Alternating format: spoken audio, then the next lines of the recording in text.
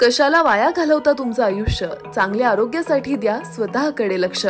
होय, मुंबई पुण्याच्या धर्तीवरील पंढरपुरातील एकमेव असे ISONS सर्टिफाईड असे कैलासवासी Annasaheb Sonawane hospital orthopaedic and trauma centre doctor Mandar Sonawane आणि डॉक्टर रुचा मंदार सोनवणे यांच्या संकल्पनेतून साकारलेल्या हॉस्पिटलमध्ये सुसज्ज ऑपरेशन थिएटरची उत्तम सोय, सर्व सोयीने उपयुक्त फिजिओथेरपी सेंटर व physiotherapist, digital X-ray, central oxygen सुविधा, लिफ्टची सुविधा, स्पेशल अटॅच रूम, मणक्याचे विकार, हँड सर्जरी, पोलिओ व जन्मजात अपंगत्व अशा अनेक आजारावर योग्य व परिपूर्ण उपचार, त्याचप्रमाणे ऑनलाईन पेशंटच्या नोंदणीची सुविधा, तसेच गोरगरिबांसाठी हॉस्पिटल अंतर्गत महात्मा ज्योतिबा फुले जन आरोग्य योजना व प्रधानमंत्री जन आरोग्य योजना. करमाळा तालुक्यातील आदिनाथ सहकारी साखर कारखाना बारामती ॲग्रोला मिळू नये यासाठी आरोग्यमंत्री तानाजी सावंत यांनी पुढाकार घेतला. त्याला कर्जत जामखेडचे आमदार राम शिंदे यांनी मदत केली. त्यात करमाळ्याचे माजी आमदार नारायण पाटील यांनीही भाग घेतला.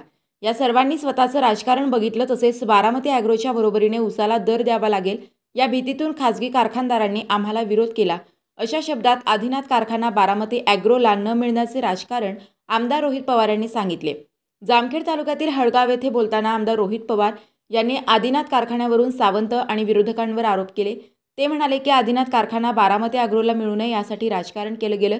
करमाळा तालुक्यातील खासगी कारखानदारांना बारामती ॲग्रोच्या ऊस दराची भीती वाटली.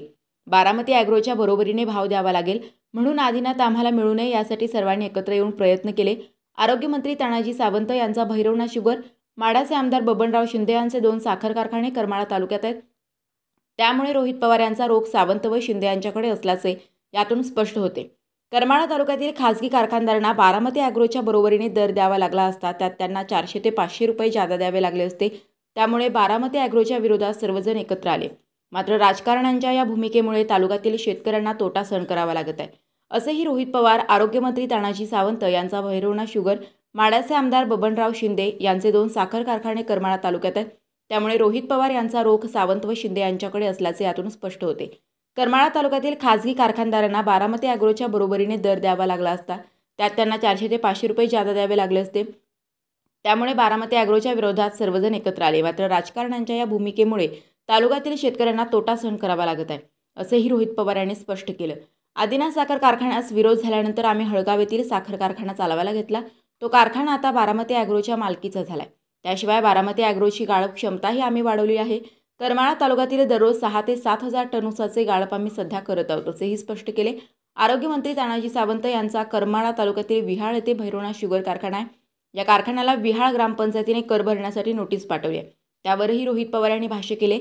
सत्तेवर असलेल्या लोकांना अहंकार आहे. आरोग्यमंत्री तानाजी सावंत यांच्या कारखान्याने ग्रामपंचायतीचा कर भरला पाहिजे, पण सावंत कर भरतील असं वाटत नाही. आदिनाथ कारखान्याबाबत सावंतांनी स्वतःचं हित पाहूनच तो बारामती ॲग्रोला मिळू दिला नाही, असा दावाही पवार यांनी केला. बारामती ॲग्रोला आदिनाथ कारखाना मिळण्याच्या संदर्भात मी अजूनही आशावादी आहे. आदिनाथचा वाद सध्या न्यायालयात सुरू आहे. त्या ठिकाणी आम्हाला न्याय मिळेल. कारखाना आमच्या ताब्यात येईल. त्यानंतर आम्ही आदिनाथ सुरळीत चालवून करमाळा तालुक्यातील शेतकऱ्यांना न्याय देण्याचा प्रयत्न करू, असंही रोहित पवार यांनी स्पष्ट केले.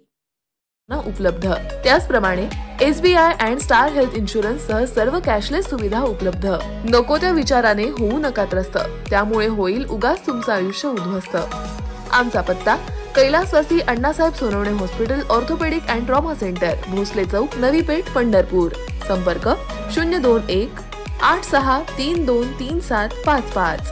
वेळ सकाळी 11 ते 3 आणि 6:30 ते 9 वाजेपर्यंत.